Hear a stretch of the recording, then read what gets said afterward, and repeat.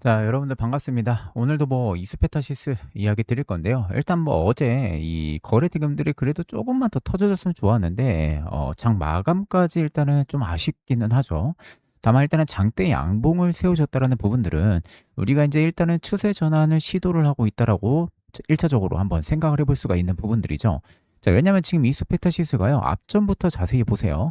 자, 장대 양봉이 들어오는 구간들이 있죠. 혹은 이런 구간들이나 아니면 조금 크게 들어온 구간들. 그리고 또 이런 구간들이 될 수도 있겠고요.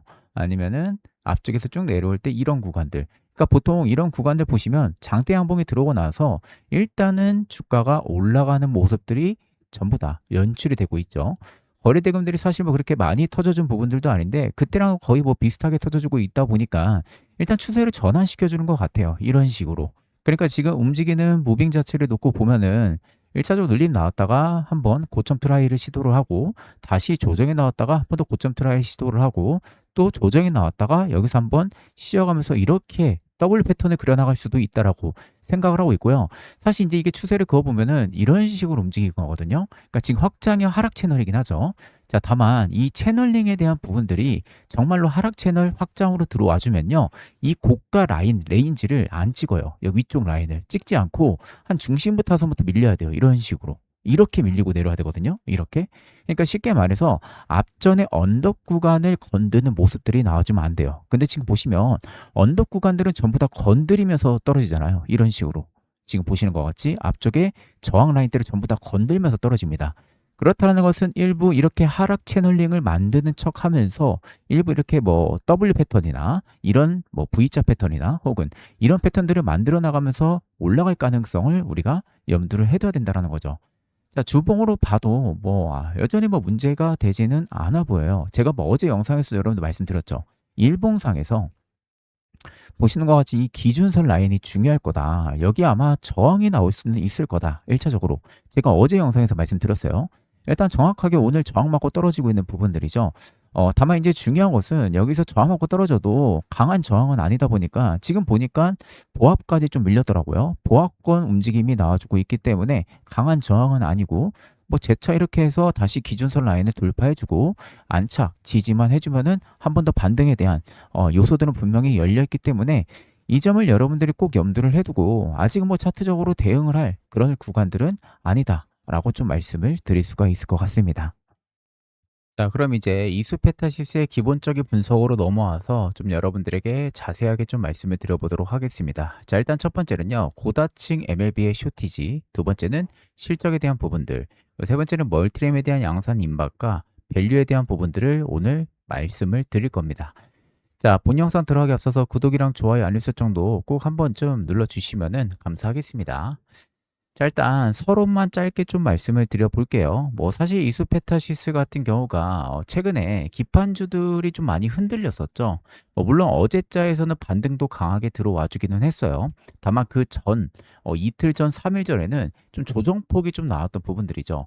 자, 그런데 지금 기준가 기준으로 봤을 때는 최근에 1개월 기준으로는 한 마이너스 19%까지 밀렸고요. 3개월 기준으로 보면요. 마이너스 한 0.62% 정도 밀린 거예요. 자, 그러면 이거는 여러분들 단순 조정으로 봐야 될지 아니면 고다층 MLB 쇼티지가 아직 살아있는 부분들로 봐야 될지를 놓고 본다면 당연히 후자가 되겠죠. 실제로 6월 초에도 이 브로드컴이 AI 칩 성장 기대가 미달이 되면서 금리 상승 우려가 그때 당시에 겹치면서 필라델피아 반도체 지수가 마이너스 10%까지 급락이 나왔던 거거든요. 그래서 이스페타 지수도 6월 8일 장 초반에 마이너스 12%까지 밀렸던 거예요. 근데 그때 이수만 밀린 게 아니라 대독도 마이너스 12, 코리아 서킷도 마이너스 12, 기가비스가 마이너스 10%까지 같이 밀렸어요. 그러니까 이게 개별 악재라기보다는 AI 반도체 기판주가 동반 차익 실현에 가깝다고 볼 수가 있겠죠. 그러니까 이거는 말 그대로 업황이 꺾인 게 아니라 고 멀티플에 대한 기판주가 일부 조정이 나왔다고 보시는 게 더 타당하다는 거죠. 자, 이런 상황에서 업황에 대한 부분들도 우리가 간단하게 좀 체크를 해서 놓고 보면요. 제가 항상 말씀드리는 거, 트렌드포스가 발표한 자료 기준으로 올해 AI 서버 출하가 전년 대비 28% 이상 늘고, 주문형 반도체 기반의 AI 서버 비중도 27.8%까지 올라간다고 보고 있어요. 그리고 구글과 메타 같은 이런 북미 CSP가 자체 주문형 반도체를 늘리면요. GPU 하나만 커지는 구조가 아니라 항상 말씀드리는 거 AI 가속기, 스위치, 서버보드까지 같이 복잡해져요. 그러면 결국 병목은 칩을 꽂고 연결하는 고다층 MLB로 내려오는 구조가 되는 거죠. 또 거기에 SIA도 마찬가지로 4월 글로벌 반도체 매출이 1,105억 달러, 전년 대비 93.9%가 올라갔다라고 하죠. 자, 그럼 이 숫자가 말해주는 건 뭐죠? AI 투자가 꺾인 게 아니라 투자비가 칩에서 네트워크와 기판으로 내려오는 구간으로 오고 있다라고 보는 게 맞겠죠. 자, 지금 프리즘 아크도 PCB 시장을요, 작년에 852억 달러에서 2030년까지 1233억 달러까지 올라갈 거라고 보고 있어요. 자, 그런데 전체 PCB가 다 좋다는 건 아닙니다.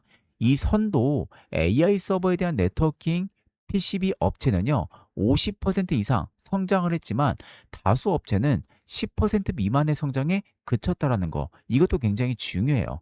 그러니까 돈은 범용 PCB가 아니라 고다층 병목으로 몰리는 구조로 갈 수밖에 없다. 이게 팩트가 되는 거죠. 자, 그러면은 실적을 한번 놓고 봤을 때 올해 1분기 연결 매출이 지금 3,403억이에요. 영업이익이 672억이죠. OPM이 19.8%입니다. 자, 그리고 매출이 전년 대비 무려 35%가 늘어났고요. 영업이익도 41%예요. 그러면 작년 연간 매출이 1조 887억에 영업이익이 2,047억 정도가 나왔으니까 올해는 1분기부터 이익률이 20%대 가까운 레벨이 지금 찍히고 있다는 거죠. 이게 여러분들 빼놓을 수가 없는 핵심이라는 겁니다. 또 거기에 1분기 말 기준으로 수주 잔고가 5,737억, 분기 수주가 4,897억이에요. 자, 그럼 여기서 제 계산을 한번 붙여서 말씀드리면요. 1분기 수주가 4,897억 원은 작년 연간 수주 1조 467억 원의 약 46.8% 정도가 되죠. 그러면 1년치의 절반 가까운 주문이 이미 1분기에 들어온 구조라는 거예요. 결국 지금은 수급에서는 국민연금이 5월 22일 기준 지분율을 10.38%에서 9.92로 낮추기는 했지만 반대로 이수페타시스의 수주잔고는 정반대의 움직임을 보여줬다라는 거. 이게 무엇보다도 중요합니다. 자, 이런 상황에서 본업에 대한 구조도 우리가 체크를 해서 놓고 보면요. 지금 본사 고다층 MLB가 중심이라고 볼 수 있겠죠. 특히 1분기 페타시스의 별도 매출이 2,763억, 영업이익이 459억 정도가 나온 상황입니다. 또 거기에 연결 매출 대비 단순 비중이 약 81.2%죠. 자, 데이터 센터 제품 매출은 전분기 대비 무려 11%가 넘게 성장을 했고요. 네트워크에 대한 부분들의 제품도 7%, 주력 곡의 AI 가속기 매출도 70%가 늘었어요.